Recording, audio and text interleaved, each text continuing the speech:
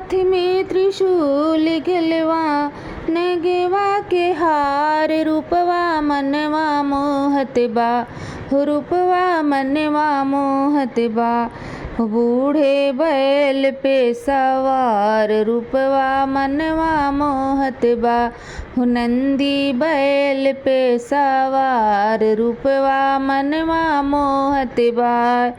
हाथ में त्रिशूल गरवा नगवा के हार रूपवा मनवा मोहत बा रूपवा मनवा मोहत बा नंदी बैल पे सवार रूपवा मनवा मोहत बा एक हाथ डमरू सोहे दूजे तीरे सुलिया एक हाथ डमरू सोहे दूजे तीर सुलिया भक्तन के गूंजत बाटे बहुत जय जय करिया भक्तन के गूंजत बाटे बहुत जय जय करिया चंदा के मुकुटवा सोहे चंदा के मुकुटवा सोहे भोले के लीलार रूपवा मनवा मोहत बा रूपवा मनवा मोहत बा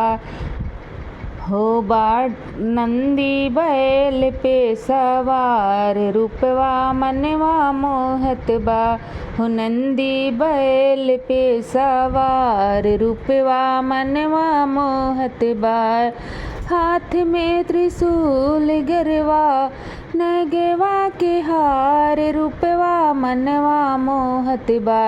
नंदी बैल पे सवार रूपवा मनवा मोहत बा भूत सोहे बैताल सोहे हार सोहे बिछिया भूत बैताल सोहे हार सोहे बिछिया बघवा के छाल सोहे भोले के कमरिया बाघंबर छाल सोहे भोले के कमरिया जटवा से गंगा बहे जटवा से गंगा बहे सृष्टि के आधार रूपवा मनवा मोहत बा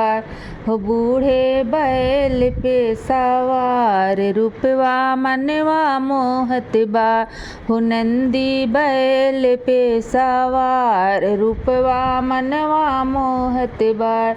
हाथ में त्रिशूल गरवा नगवा के हार रूपवा मनवा मोहत बा रूपवा मनवा मोहत बा नंदी बैल पे सवार रूपवा मनवा मोहत बा भोले बैल पे सवार रूपवा मनवा मोहत बा पान चढ़े फूल चढ़े चढ़े बेले पतिया फल फूल ढेर चढ़े भोले के संगतिया बाबा के दुआर सोहे भोले के सिंगार रूपवा मनवा मोहत बा रूपवा मनवा मोहत बा भोले बैल पे सवार रूपवा मनवा मोहत बा बाटे बैल पे सवार रूपवा मनवा मोहत बा हाथ में त्रिशूल गरवा नगवा के हार रूपवा मनवा मोहत बा भोले बैल पे सवार रूपवा मनवा मोहत बा